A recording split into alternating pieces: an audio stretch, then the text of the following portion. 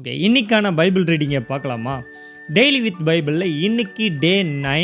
My self Richard George Muller.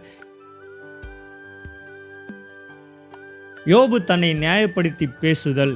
அவர் தன்னை நியாயப்படுத்தி சில காரியங்களை இந்த அதிகாரங்களில் நம்ம பார்க்கலாம். நம்ம நேற்று தினத்தில் தொடர்ச்சியாக பார்த்தது போல் இன்றைக்கும் யோபுவின் புஸ்தகம் 24வது அதிகாரத்திலிருந்து 30வது அதிகாரம் வரைக்கும் வாசிக்கலாம். ஓகே, இதில் மொத்தம் 6 அதிகாரங்கள் இருக்குது. 3 அதிகாரங்கள் காலையிலையும் 3 அதிகாரங்கள் மாலையிலையும் படிங்க. 24வது அதிகாரத்தில் யோபு தனக்கு விரோதமாக பேசினவர்களுக்கு பதில் கொடுக்கிறார். 25வது அதிகாரத்தில் பில்தாத் நிறைய விஷயங்களை அவர் மேலே குற்றச்சாட்டுகளாயும் நிறைய கேள்விகளையும் அவர் இடத்துல கேட்கிறாரு.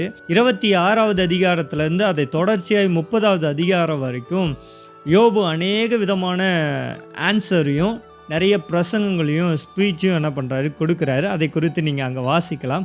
அதில் நிறைய கருத்துகளும் என்ன பண்ணுன்னா இருக்கும். அதை நீங்கள் பொறுமையாக வாசித்து பாருங்கள், அது உங்களுக்கு பிரயோஜனமாக இருக்கும். இதை வாசித்து முடிச்சுட்டு கீழே வாசித்துட்டு கமெண்ட் பண்ணுங்கள். நாளை பைபிள் ரீடிங்கில் சந்திக்கலாம். பாய்.